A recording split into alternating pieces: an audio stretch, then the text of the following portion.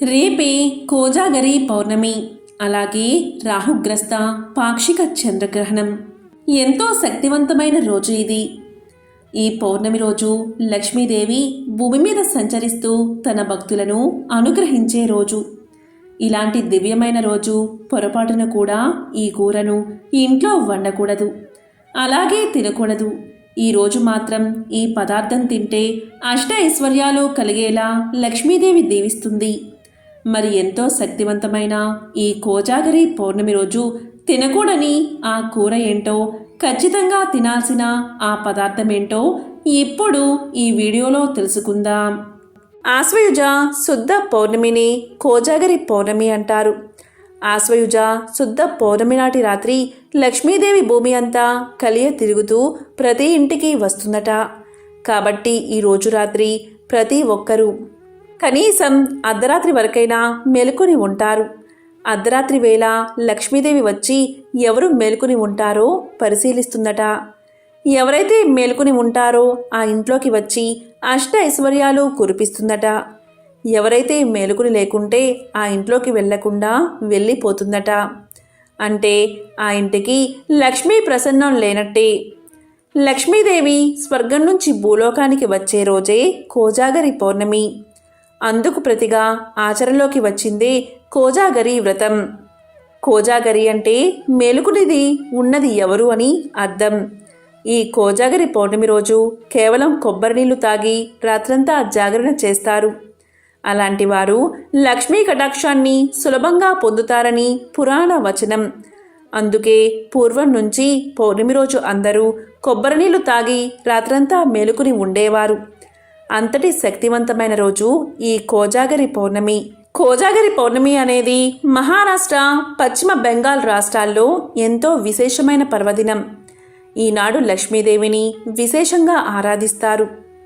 ఆశ్వయుజ శుద్ధ పౌర్ణమి రోజు రాత్రి పౌర్ణమి తిథి గడియలు ఉన్న రోజుని కోజాగరి పౌర్ణమిగా పిలుస్తారు. ఈ రోజు రాత్రి మేల్కొని ఎవరైతే గవ్వల శబ్దం చేస్తూ ఉంటారో ఆ ఇంట్లోకి లక్ష్మీదేవి ప్రవేశిస్తుందని పురాణ వాక్కు. ఈ రోజు రాత్రి 12:30 వరకు మేల్కొని ఉండండి. ఇంట్లో గవ్వల శబ్దం చేస్తూ ఉండండి. అలాంటి వారి ఇంటికి లక్ష్మీదేవి వైకుంఠం నుంచి నేరుగా వచ్చి సిరుల వర్షం కురిపిస్తుంది.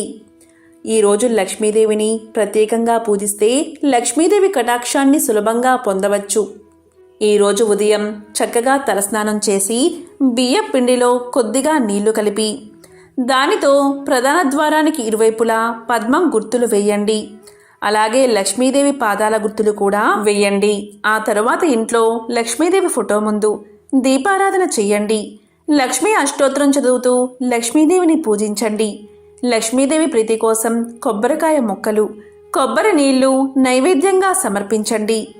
లక్ష్మీ అష్టోత్తరం చదవలేని వారు ఓం శ్రీం శ్రీయై నమః, ఓం శ్రీం శ్రీయై నమః, ఓం శ్రీం శ్రీయై నమః అనే మంత్రాన్ని 108 సార్లు జపించండి. ఇలా ఉదయం పూట లక్ష్మీదేవిని పూజించండి. మళ్ళీ సాయంత్రం స్నానం చేసి మళ్ళీ లక్ష్మీదేవిని పూజించండి.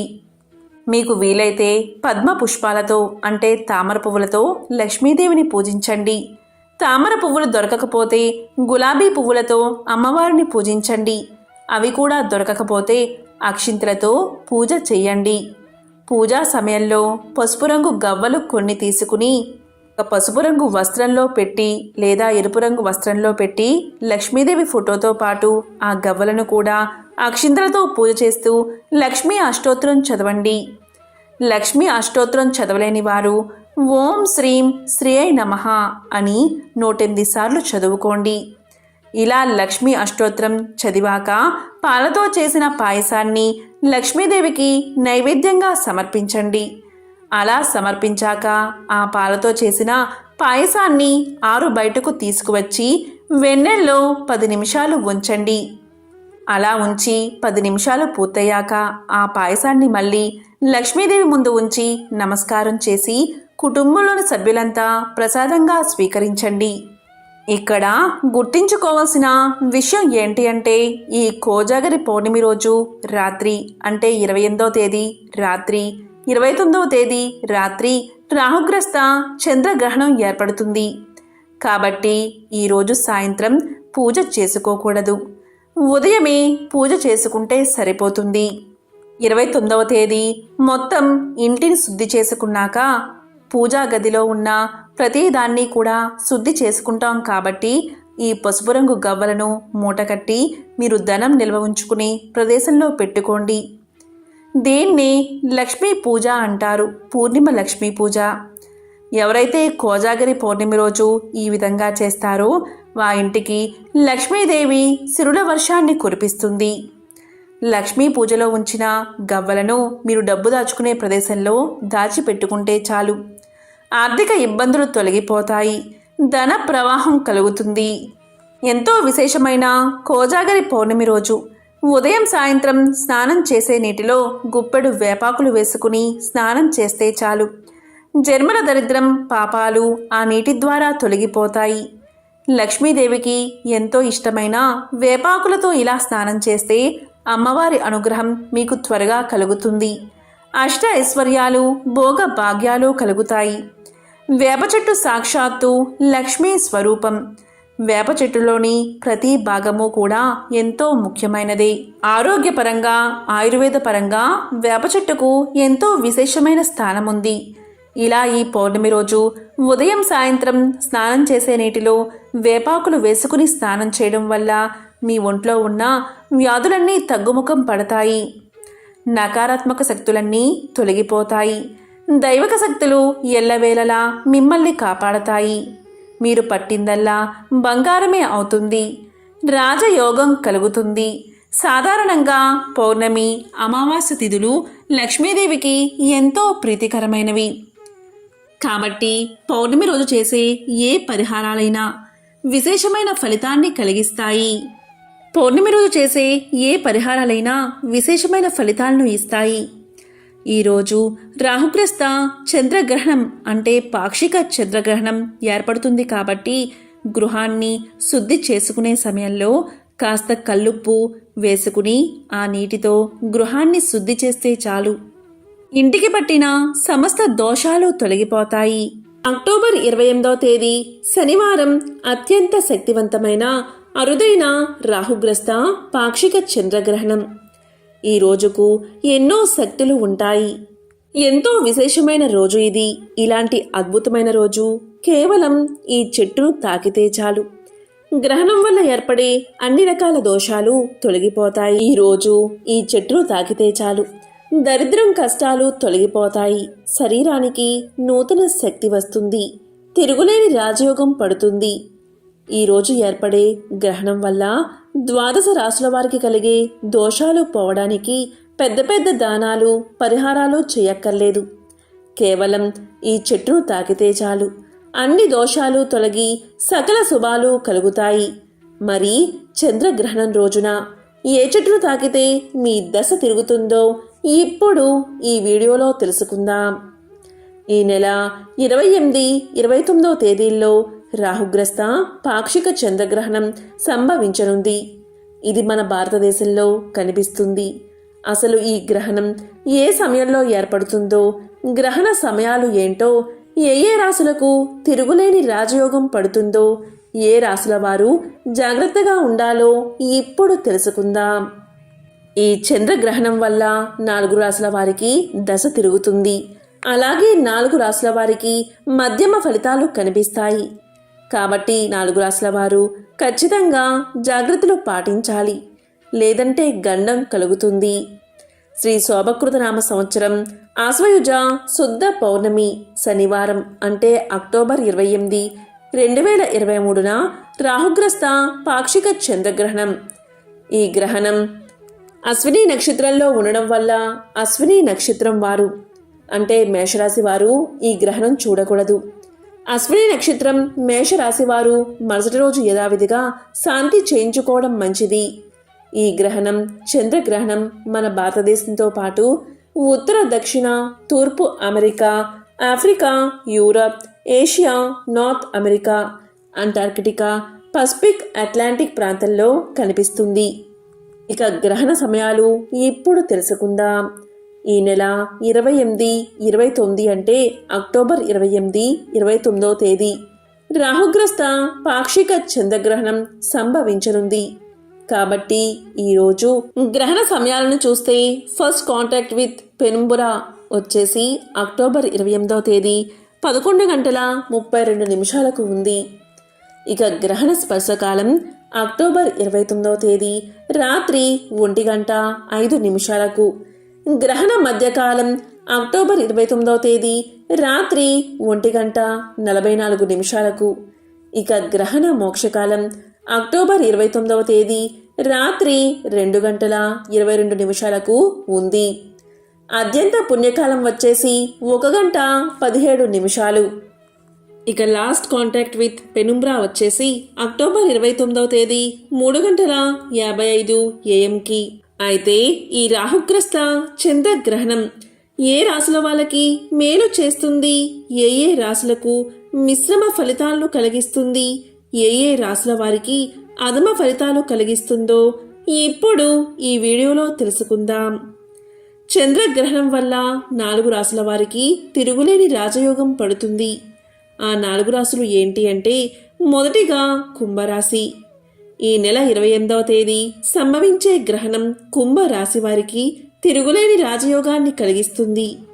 ఈ గ్రహణం వల్ల కుంభరాశి వారికి పట్టిందల్లా బంగారమే అవుతుంది. వీరు చేపట్టే ప్రతి పనిలో విజయాన్ని సాధిస్తారు. ఎంతో కాలంగా అనుభవిస్తున్న కష్టాలు, బాధలు తొలగిపోతాయి. అవసరమైన సమయంలో ధనం అందుతుంది. రాజకీయ అధికారం చేకూరుతుంది. కుటుంబ సభ్యులతో చర్చించి తీసుకున్న నిర్ణయాలు మేలు కలిగిస్తాయి. వ్యాపారంలో లాభాలు కలుగుతాయి. విద్యార్థులకు ఇది మంచి కాలం. నిరుద్యోగులకు మీరు కోరుకున్న ఉద్యోగం వరిస్తుంది. ఆశించిన ఫలితాలు కలుగుతాయి. ఏ రంగంలో వారికైనా తిరుగులేని రాజయోగం కలుగుతుంది. ఈ రాశివారు ఈ సమయంలో కాలభైరవ స్తోత్రాన్ని పారాయణ చేస్తే చాలా మంచిది. ఇక రాహుగ్రస్త పాక్షిక చంద్రగ్రహణం వల్ల తిరుగులేని రాజయోగాన్ని పొందే 2వ రాశి వచ్చేసి వృశ్చిక రాశి. ఈ గ్రహణం తర్వాత ఈ రాశివారు పట్టిందల్లా బంగారమే అవుతుంది. వీరు తెలిసి తెలియక తీసుకున్న కొన్ని నిర్ణయాల వల్ల వీరికి తిరుగులేని యోగం కలుగుతుంది. విద్యార్థులు మంచి ర్యాంకులు సాధిస్తారు. నిరుద్యోగులకు ఇది మంచి కాలం. కోరుకున్న ఉద్యోగాన్ని దక్కించుకుంటారు. అవివాహితులకు వివాహ గడియలు వస్తాయి. ఎంతో కాలంగా కుదరని సంబంధాలు ఇప్పుడు వెతుక్కుంటూ వస్తాయి. వీరు కోల్పోయిన ధనాన్ని, పదవిని తిరిగి పొందుతారు. వృత్తి, ఉద్యోగాల పరంగా అనేక రంగాల్లో అనుభవాన్ని గడిస్తారు. శత్రువులే మీకు మేలు చేస్తారు. ఈ రాశివారు గ్రహణ సమయంలో ఓం నమఃశివాయ అనే మంత్రాన్ని జపిస్తే చాలు తిరుగులేని రాజయోగం కలుగుతుంది. మొత్తంగా అన్ని రంగాల వారికి, అన్ని వృత్తుల వారికి ఈ చంద్రగ్రహణం తిరుగులేని రాజయోగాన్ని కలిగిస్తుంది. ఇక 3వ రాశి వచ్చేసి కర్కాటక రాశి. ఈ రాశి వారికి ఈ చంద్రగ్రహణం నుండి ఏం పట్టినా బంగారమే అవుతుంది.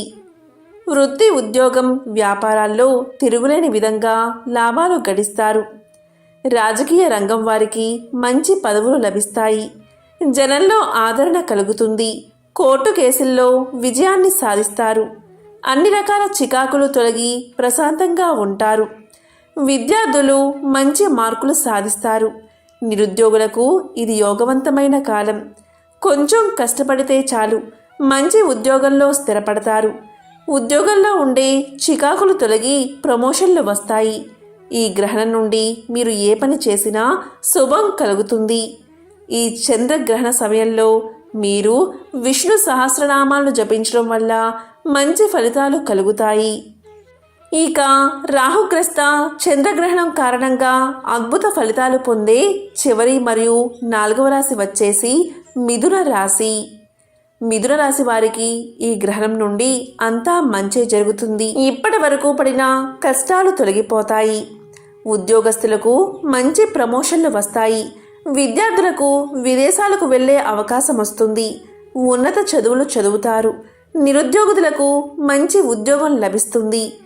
గవర్నమెంట్ ఉద్యోగాలు వచ్చే అవకాశాలు ఎక్కువగా ఉన్నాయి. సంతాన ప్రాప్తి కలుగుతుంది.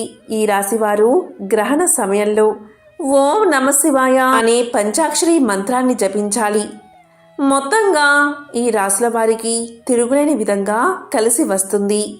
ఇక రాహుగ్రస్త పాక్షిక చంద్రగ్రహణం కారణంగా మధ్యమ ఫలితాలు పొందే 4 రాశులు ఏంటి అంటే మీనరాశి, ధనస్సు రాశి, తులారాశి, సింహరాశి.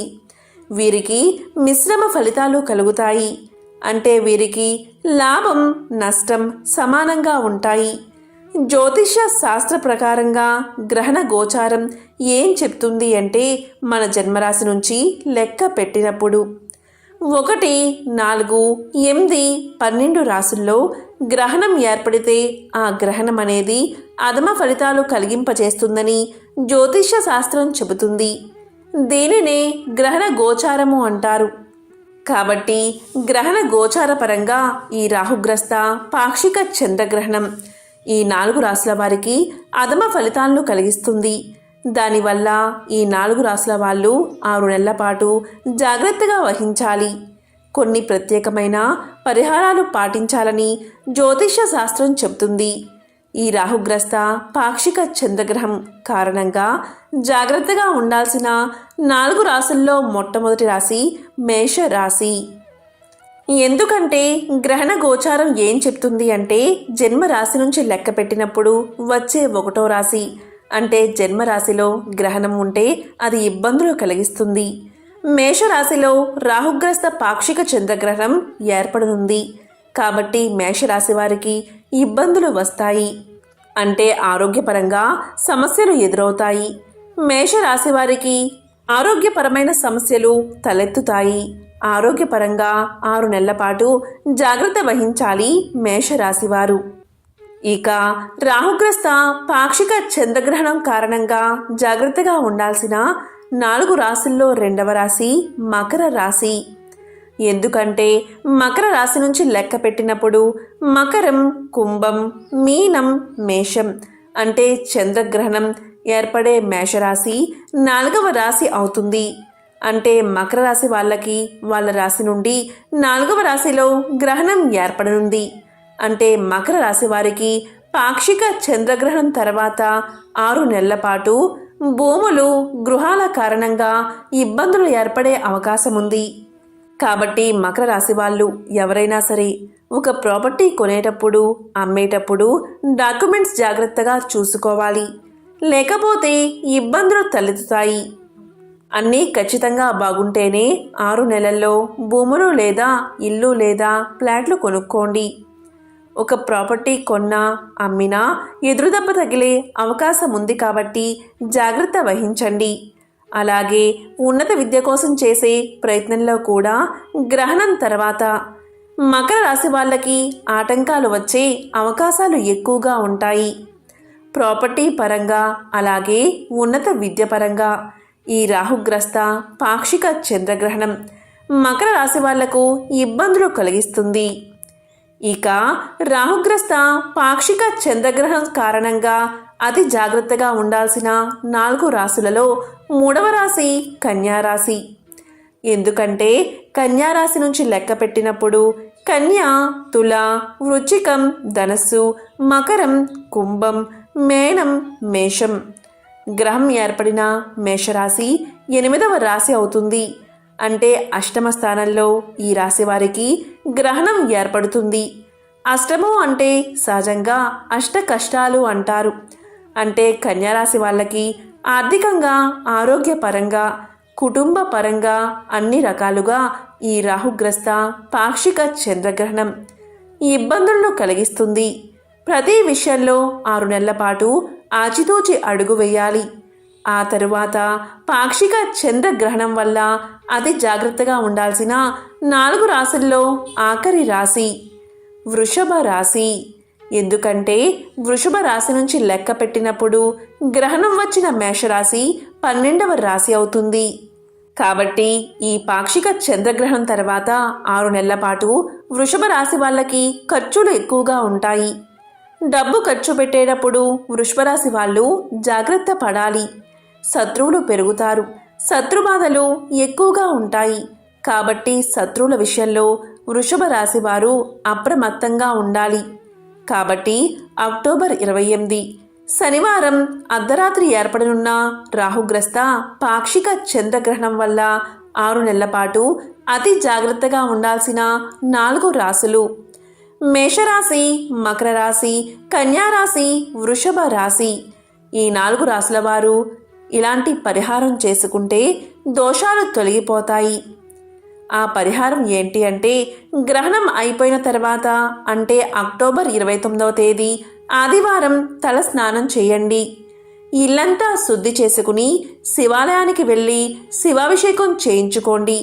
శివ దర్శనం చేసుకుని ఇంటికి రండి.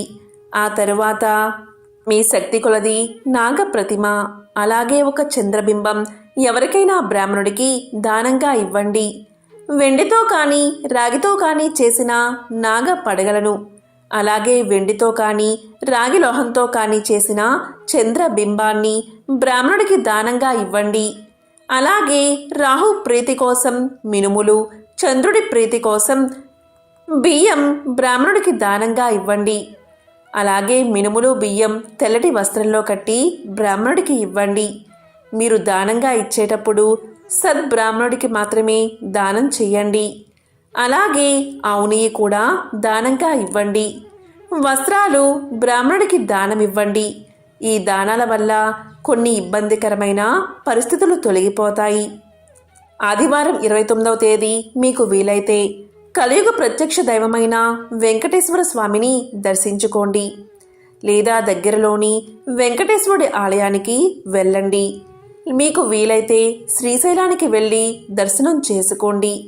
విజయవాడ పరిసర ప్రాంతాల్లో ఉన్న ప్రజలు కనకదుర్గమ్మను దర్శించుకుంటే చాలు, ఉత్తమ ఫలితాలు కలుగుతాయి. మీరు ఈ క్షేత్రాల్లో ఏ క్షేత్రానికి దగ్గరలో ఉన్నా సరే ఆ క్షేత్రాలకు వెళ్ళి దర్శనం చేసుకోండి. అలా దర్శనం చేసుకుని వచ్చి లేదా సద్బ్రాహ్మణుడికి దానాలు ఇచ్చినా కూడా గ్రహణ గోచారం వల్ల ఏర్పడే వ్యతిరేక ఫలితాలు మిమ్మల్ని ఇబ్బంది పెట్టవు. ఇక గ్రహణ దోషాలు 12 రాశుల వారికి పోవాలి అంటే ఈరోజు అంటే అక్టోబర్ 28వ తేదీ అర్ధరాత్రి చంద్రగ్రహణం పూర్తయిపోయాక తెల్లవారాక అక్టోబర్ 29వ తేదీ మీరు స్నానం చేశాక రావి చెట్టు దగ్గరికి వెళ్ళి నమస్కారం చేసుకోండి. రావి చెట్టు దగ్గర నువ్వుల నూనెతో దీపం వెలిగించి రావి చెట్టు చుట్టూ 11 ప్రదక్షిణలు చేయండి. ఇలా ప్రదక్షిణలు చేస్తున్నంతసేపు ఓం నమో భగవతే వాసుదేవాయ అని స్మరిస్తూ ప్రదక్షిణలు చేయండి. ఎందుకంటే రావి చెట్టు సాక్షాత్తు మహావిష్ణువు స్వరూపం. ఇలా ప్రదక్షిణలు చేస్తూ ఉన్నంతసేపు మీ మనసులోని కోరిక చెప్పుకుంటే చాలు, సకల శుభాలు కలుగుతాయి. మీకు పట్టిన దరిద్రం తొలగిపోతుంది. మీ ఒంట్లోని నెగిటివ్ శక్తి తొలగిపోయి పాజిటివ్ శక్తి మీకు చేరుకూరుతుంది. నకారాత్మక శక్తులు తొలగిపోయి దైవిక శక్తులు మీకు అండగా ఉంటాయి. ఇలా చేయడం వల్ల గ్రహణ సమయంలో ఏర్పడే దోషాలు తొలగిపోతాయి. మీరు గ్రహణ దోషాలు పోవడానికి పెద్ద పెద్ద దానాలు పరిహారాలు చేయకపోయినా ఈరోజు ఇలా చేస్తే సమస్త గ్రహ దోషాలు తొలగి తిరుగులేని రాజయోగం పడుతుంది. అలాగే ఈరోజు గ్రహణ సమయంలో ఇష్టదేవతా మంత్రాలను జపించండి. గ్రహణ సమయంలో నూతన మంత్రం, విశేష ఫలాన్ని, ఇష్టదేవతా మంత్రం, గాయత్రి మంత్రాలను జపించాలి. అలాగే పట్టు విడుపు స్నానాలు చేయాలి. గ్రహణ సమయంలో గంగా జలములు, సర్వద్విజులు, వ్యాస భగవానులు, సర్వదానాలు భూదానంతో సమానం. అంటే ఈ గ్రహణ సమయంలో ఒక చిన్న పండు దానం చేసినా అది భూదానంతో సమానమవుతుంది. గ్రహణ సమయంలో ఎవరైతే మలమూత్ర విసర్జన చేస్తారో వారు మైథునం చేసిన దానితో సమానం. గ్రహణ సమయంలో భోంచేసేవారు నరకలోకానికి పోతారని శాస్త్రాలు చెబుతున్నాయి. గ్రహణ సమయంలో నిల్వ ఉంచిన ఆహార పదార్థాలపై దర్బలు వేయండి. బాలలు, వృద్ధులు, అసక్తులు గ్రహణ గడియలు విడిచి భోంచెయ్యవచ్చు. ఇక గర్భిణీ స్త్రీలు పాక్షిక చంద్రగ్రహణం కారణంగా ప్రత్యేక జాగ్రత్తలు తీసుకోవాలి. ఎందుకంటే ఇది మన భారతదేశంలో కనిపిస్తుంది. ఇది అర్ధరాత్రి సంభవిస్తున్న కారణంగా ఈ సమయంలో చాలామంది కదలకుండా పడుకుని ఉంటారు కాబట్టి ఎటువంటి ఇబ్బంది ఉండదు. గ్రహణానికి ముందే కాలకృత్యాలు తీర్చుకుని గ్రహణం అయ్యే వరకు ఒకచోట పడుకుని ఉండడం మంచిది. గ్రహణ సమయంలో అధికంగా కదలడం, పొయ్యి వెలిగించడం, బయటకు రావడం చేస్తే పుట్టే బిడ్డకు గ్రహణ ప్రభావం వల్ల భవిష్యత్తులో ఇబ్బందులు ఎదురయ్యే అవకాశం ఉంటుంది. కాబట్టి గ్రహణ సమయంలో వంటలు చేయడం వంటివి చేయకూడదు. దైవనామం జపిస్తూ ఉండాలి.